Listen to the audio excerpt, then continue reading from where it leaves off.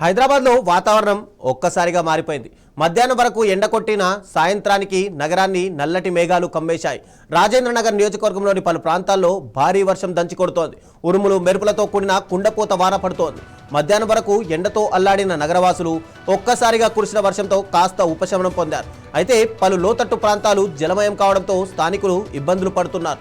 ఇక తెల్లాపూర్ ఉస్మాన్ నగర్ రోడ్డు పూర్తిగా జలమయమయ్యింది. ప్రధాన రహదారి చెరువుని తలపిస్తున్నాయి.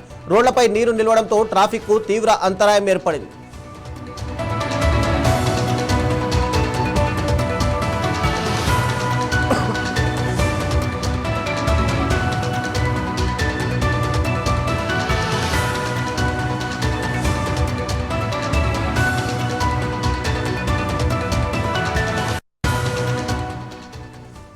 రాజేంద్రనగర్ సర్కిల్ పరిధిలోని బండ్లగూడ జాగీర్, అత్తాపూర్, సన్ సిటీ, కాళీమందర్ ప్రాంతాల్లో కుండపోత వర్షం కురుస్తోంది.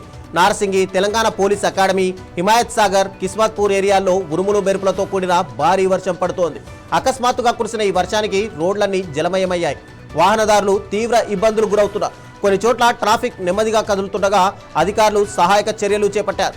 లోతట్టు ప్రాంతాల ప్రజలు అప్రమత్తంగా ఉండాలని హెచ్చరికలు జారీ చేశారు.